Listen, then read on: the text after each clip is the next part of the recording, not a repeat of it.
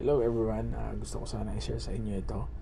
Pagkatapos ko kasi in-update yung GCash app sa version na 5.92.3, ganito kasi ang nangyari.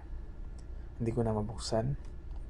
So ngayon, hindi ko pwedeng i-reinstall ito dahil wala ako sa Pilipinas. Hindi kasi ako makaka-receive ng verification code or OTP ba yun kung sakaling si GCash ay kailangan mag-verify at mag-relogin ako dahil yung mga mobile phone ko ay walang mga signal sa ngayon. Kung may mga signal naman kayo, mas maganda kung i-reset nyo, i-clear nyo yung database at i-reinstall yung app for security purposes. So ngayon, hanap ako ng ibang paraan. Kung sakaling effective to, ganun din yung gagawin nyo. Punta tayo sa official website nila, gcash.com.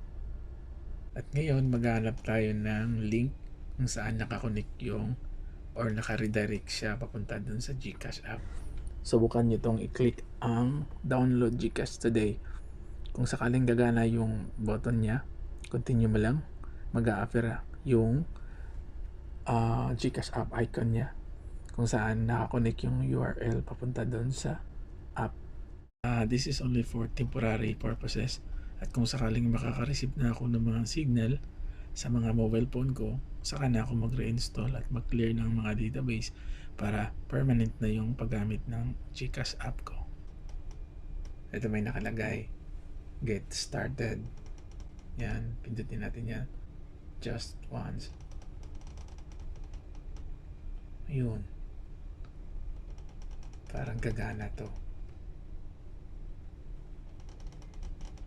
Bilisan mo. Naantok na ako. Yun, maglalagin na ako.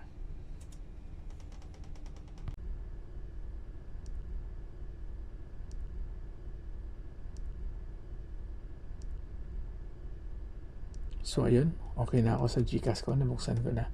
Nakita ko na yung bilyones ko doon at pwede na akong matulog. Nax. So at yun guys, maraming salamat at sana ito ay nakatulong sa inyo. God bless.